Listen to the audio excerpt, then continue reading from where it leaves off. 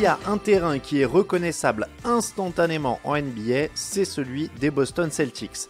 Depuis 1946, les Verts jouent sur un joli motif parquet, c'est-à-dire des petites pièces de bois organisées de manière géométrique qui donnent un aspect mosaïque.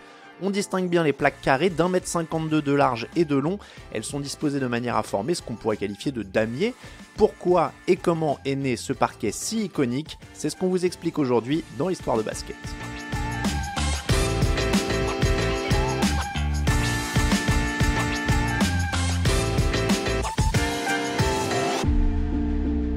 L'histoire du parquet des Boston Celtics, elle commence en même temps que celle des Boston Celtics. Nous sommes en 1946 et l'équipe va se lancer dans la Basketball Association of America, la BAA, qui deviendra la NBA 3 ans plus tard.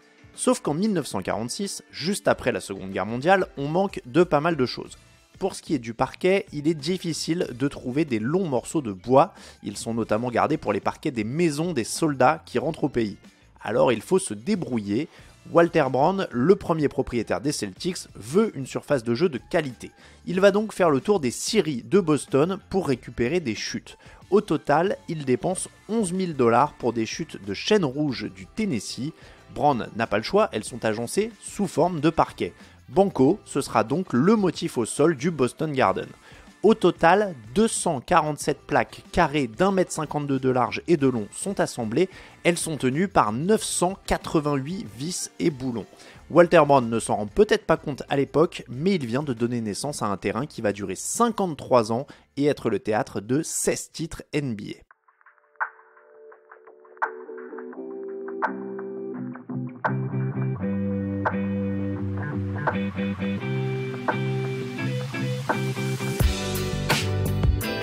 Si le parquet des Celtics est entré dans la légende de la franchise et de la NBA, c'est parce qu'il a aussi participé au succès de l'équipe de Boston.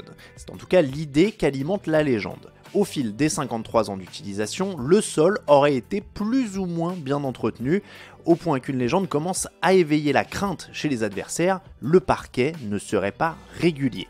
À certains endroits, le ballon ne rebondirait pas normalement, des espaces seraient apparents entre certaines dalles, des vis ou des petits morceaux de bois dépasseraient un peu.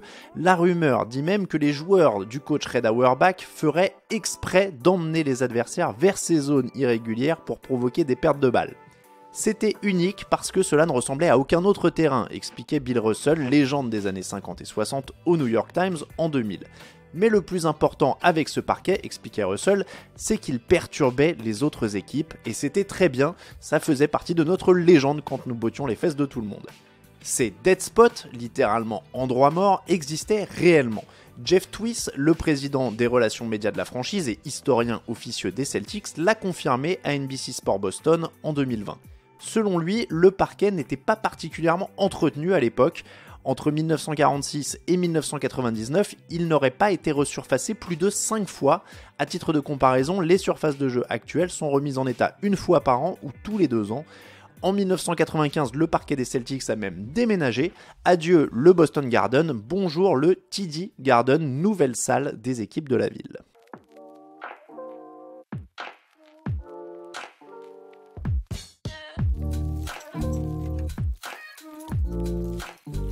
En 1999, une page se tourne à Boston. Les mythiques planches de bois en place depuis 1946 sont remplacées par un nouveau parquet neuf et moderne, mais qui garde le même motif. Le parquet de 1946 prend sa retraite après avoir vu défiler quasiment toutes les légendes de la NBA. Côté Celtics, Bill Russell, Bob Cousy, John Havlicek, Larry Bird et tous ceux qui ont glané les 16 premiers titres de la franchise évidemment. Mais du côté des adversaires, Wilt Chamberlain, Kareem Abdul-Jabbar, Julius Erving, Magic Johnson, Michael Jordan, Kobe Bryant, Allen Iverson ou Shaquille O'Neal, tous sont montés sur ces planches.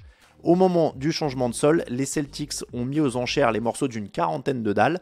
Des joueurs ont aussi reçu des morceaux en souvenir. Le grand public peut désormais en retrouver sur les sites d'enchères pour des tarifs allant de quelques dizaines jusqu'à plusieurs centaines de dollars pour les morceaux ornés de signatures prestigieuses et authentifiées. Les joueurs actuels évoluent sur une surface plus moderne et régulière qui a déjà été remplacée 2 fois depuis 1999. Des dispositifs d'absorption des chocs ont notamment été ajoutés sous le bois pour rendre le jeu un peu moins éprouvant pour le corps. Le 10 novembre 2023, les joueurs des Celtics ont tout de même connu une petite révolution.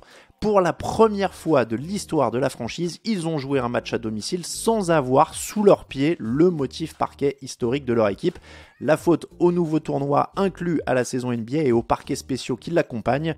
Dans le Massachusetts, cela s'est traduit par un vilain parquet aux 2/3 vert avec seulement une bande beige au centre et sans le motif.